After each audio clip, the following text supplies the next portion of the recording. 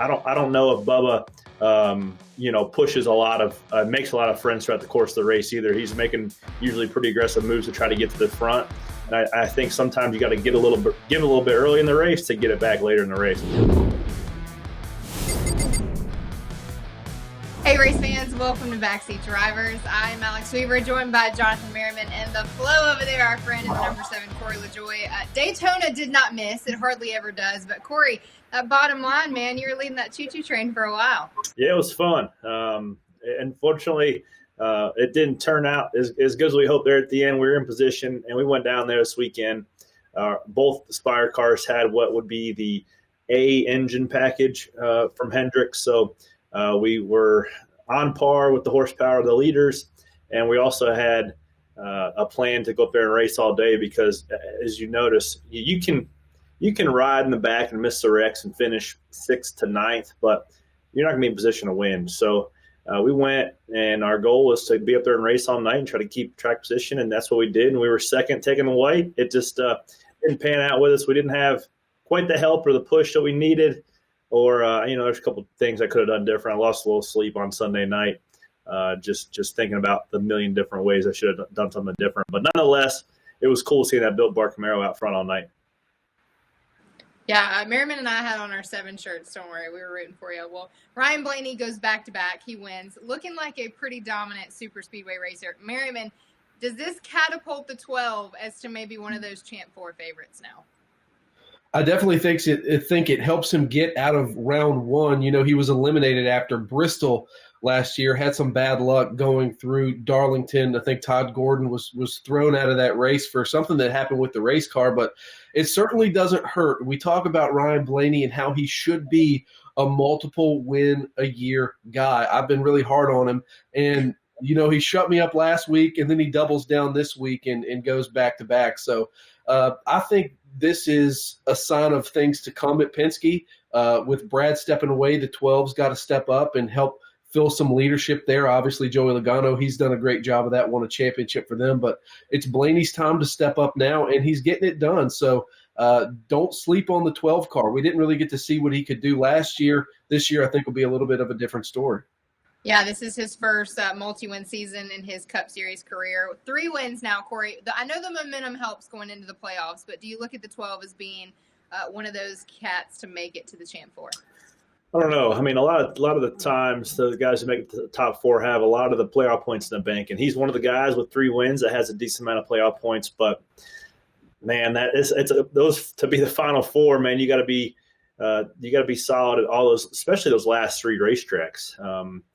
So I don't know. I don't know if I would put a whole lot of money into the Ryan Blaney in the Final 4 stock, but it's hard to not pay attention to what the 12 car is doing right now. Yeah. All right. That sounded like a no. So we're going to go say 1 yes, 1 no. All right, Merryman, did the new package at Daytona live up to the hype? We're going to get behind the driver's wheel here and hear how it really stacked up. But what did you think just from a fan perspective watching it? It looked like Daytona to me, and I think that's why everybody tunes in. The aggressiveness, the level of aggression from the drop of the green flag at Daytona was, I think, what was unprecedented. It doesn't matter what horsepower is in this car. It doesn't matter how much downforce or drag is built into these cars. If you have 40 race car drivers on that track hungry for stage points and wins, you're going to get a good product. So I think we kind of hype up a little bit too much about the horsepower, the aerodynamics at these tracks. If you got a gas pedal and a guy willing to put a car somewhere somebody else isn't, you're going to have a good race. I was pleased with what I saw all night long at Daytona. We always love Daytona, so that's like asking you if you like breathing. Corey, driving with the package, I know it's 7 to 10 miles per hour, supposed to be slower. It was also supposed to help you guys kind of push and be able to get up closer to each other. What'd you think? Tell us the inside scoop. I'm tired of talking about package this, wicker this, downforce, horsepower. Screw all that. We are professional race car drivers, and we just play with the ball that we're given. And when you have, to Merriman's point, 40 guys who are good at their job and also have a little bit of ego.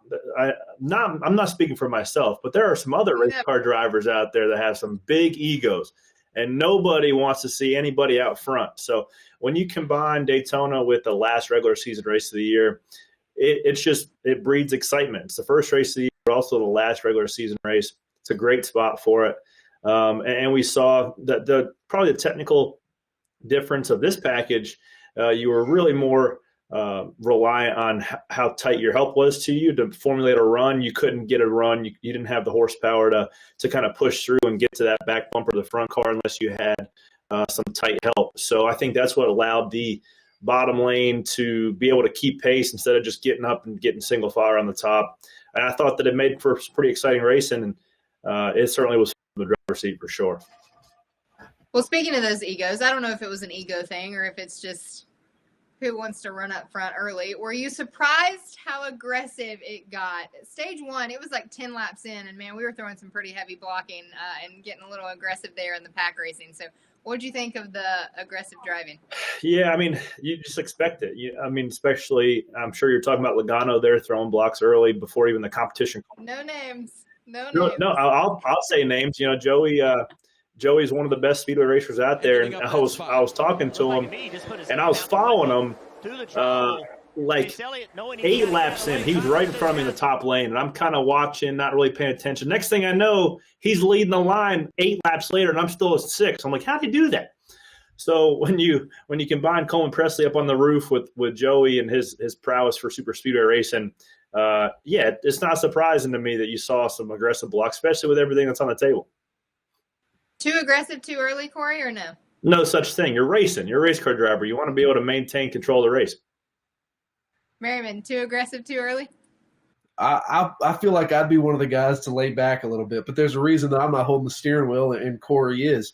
But it just seems like a little bit too risky for a couple of bonus points there. But, we saw last year Kevin Harvick, all he needed on that last lap at Martinsville was 1 point, and that could have put him in Phoenix. So hindsight's always 20/20. They were able to hold on to it there until the final stage of that race. So, it's their decision to make. I don't know if I'd have made that decision or not. Merriman, you don't strike me as a ride behind in the back kind of guy. Yeah, but, sitting here in an office chair is a lot different than gripping a steering wheel at almost 200 miles an hour. So I know my place. So I have to say I'd probably be out of the gas a little bit until that final stage. All right. Well, we did hear some drivers after the race. I was personally surprised by the lack of manufacturer loyalty. We saw it a little bit on the pit stops. Corey, were you surprised? Because normally it's the Fords all ganging up against the Toyotas and the Chevys and vice versa. So no manufacturer battle going on here in Daytona, really. There was. It shaped up to be when the Fords all peeled off, and then the Chevys and Toyotas were racing there in that last stage, and that caution with the Rick Ware cars came out, and it cycled all the Fords to the front, and I believe there was 4 rows of nothing but Fords. And then you essentially have control of the race. And towards the end there, I was looking around, and the only Chevy I had for some help was Austin Dillon, and we were never really able to get linked up because the lanes never shaped up like we hoped. But the Fords do probably the best job. They harp on it the most in terms of just working together as an OEM versus Chevy. Some of the Chevy's teams are a little bit more on their own island and have the numbers to work together themselves. But it works out for Ford a lot of the times, but, I think at the end of the day, it is every man for themselves towards the end there. And we saw Ford win, but, I was under some orders to not push a particular car into the playoffs versus a Chevy. So, there's always a little bit of games to be played, especially with the OEMs. See, this is the juicy stuff we like to hear, Merriman. This is when we get into the real good stuff. Your football buddy, Bubba, was one of the ones, I think, that was talking about it after post-race. Did he get left out to dry? Because he said he did. Well, I haven't actually went back and watched, some of the instances he's probably talking about. I was in a lane. He was leading the top. I was probably 4th car in line. It was him, the 18, 20, and me. And, he wasn't able to pull the line to the front as good as somebody else might have been able to. So I think that once people realize that your car might not be able to pull the line to the front is when you don't start getting the help that you'd wish you'd have. But, I think that it it goes both ways. Our strategy going into the weekend for the 17 was to put just nickels in the jukebox all day, right? Like you put a nickel in the jukebox and picking somebody up who you might not usually work with. That way he might pick you up later in the race when it counts.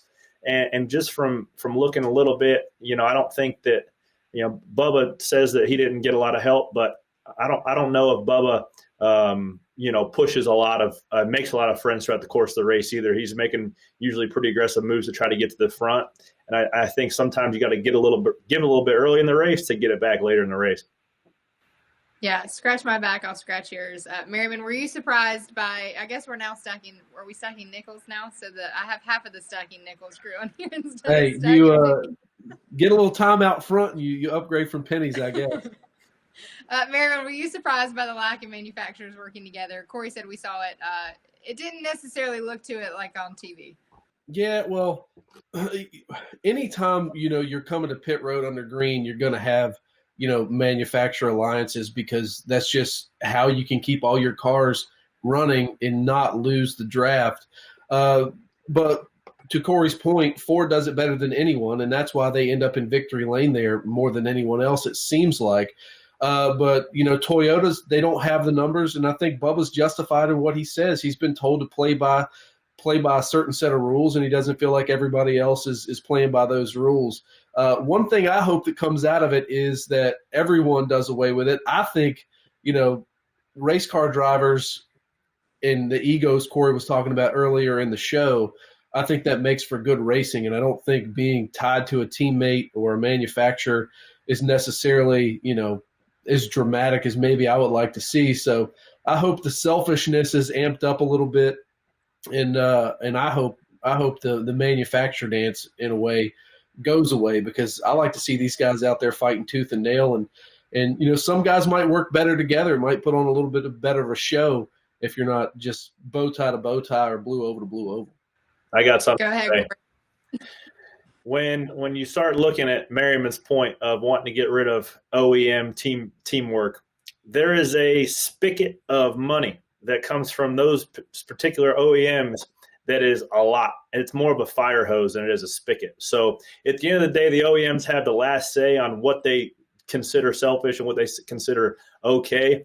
And, if an OEMs, whether that be Ford, Chevy, or Toyota, tell the teams to work together to give themselves a better chance for a Toyota or a Ford or a Chevrolet to win the race, you say, yes, sir, may I have another? And that's how that works.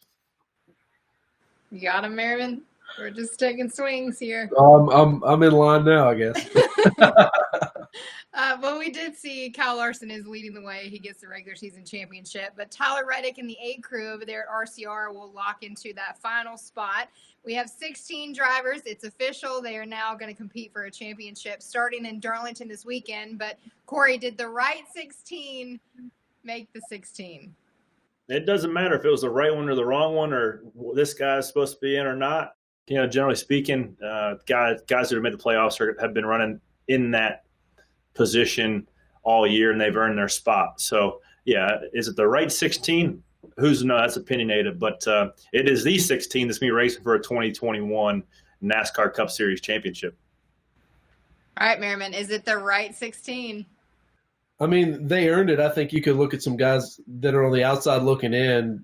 Take the 21, for example, basically in a Penske car missing the playoffs. I think, at the beginning of the season, you could have put him in there. So that might be a little bit of an upset to see that car out. But, even McDowell, he went out and won the race. He played by the rules, and now he's a playoff guy. So anywhere between about 14th to 17th, 18th in points, you could swap any of those guys out, and I think you can make a case for any one of them being in the playoffs. So, but I think we got it right. They played by the rules, and they earned it. So buckle up.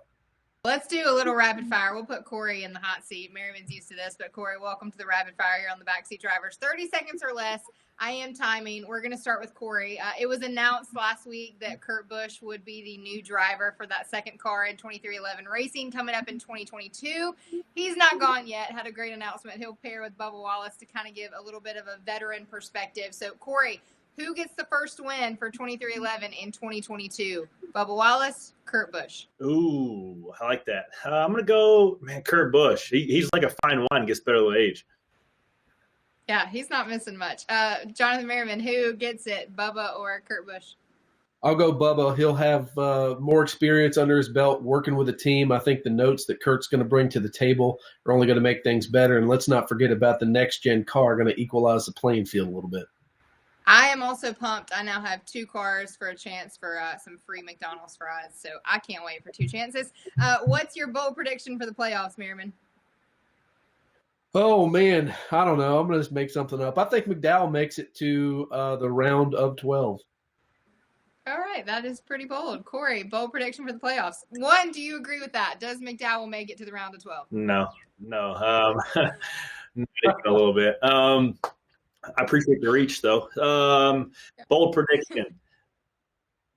I think that Tyler Reddick makes a run and goes to round of 8. Oh, I like these 2. Okay, Merriman, who are the first 4 drivers out when we get to that elimination race at Bristol?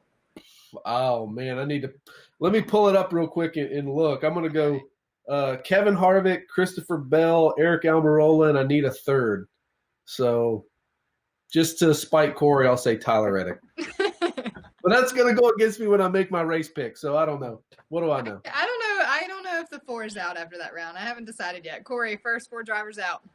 I'm against the SHR train right now. They have been pitifully slow, top to bottom. So I'm going to go both SHR cars out first round, the 4 and the 10.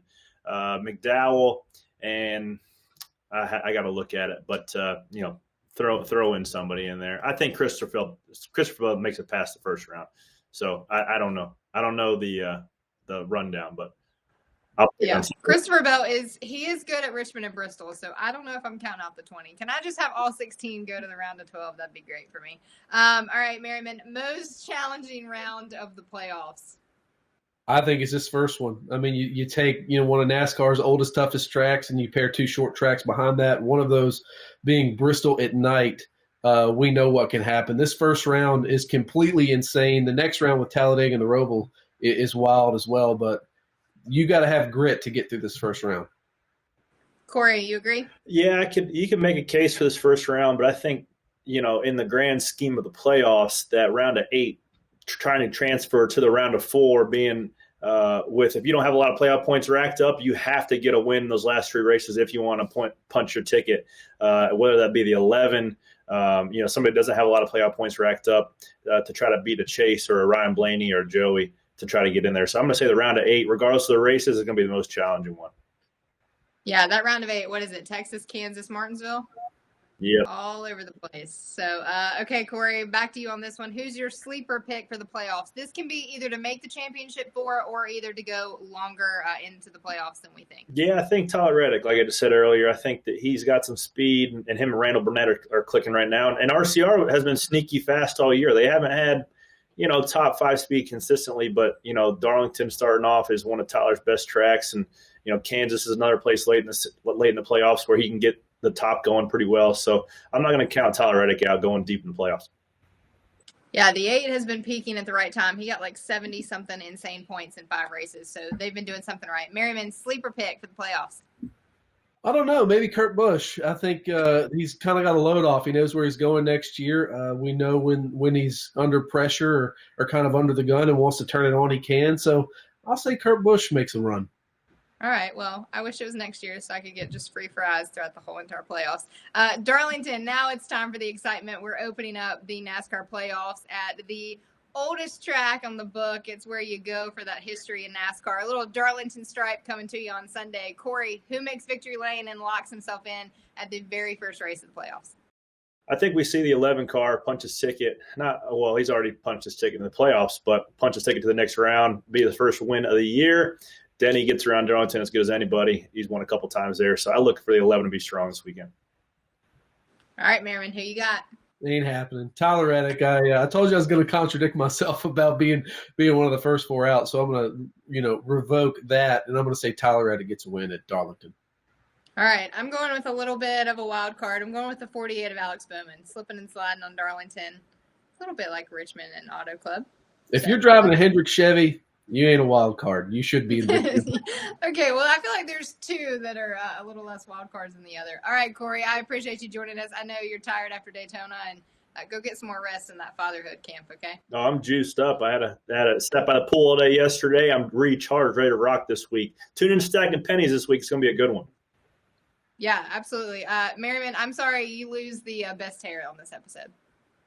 Hey, I had my run. All right, make sure and tune into the opening race of the NASCAR Playoffs. It begins the first round. You're not going to want to miss it. Darlington, the Lady in Black, comes up Sunday at 6 p.m. on NBCSN, and we'll see you right back here next week on Backseat Drivers.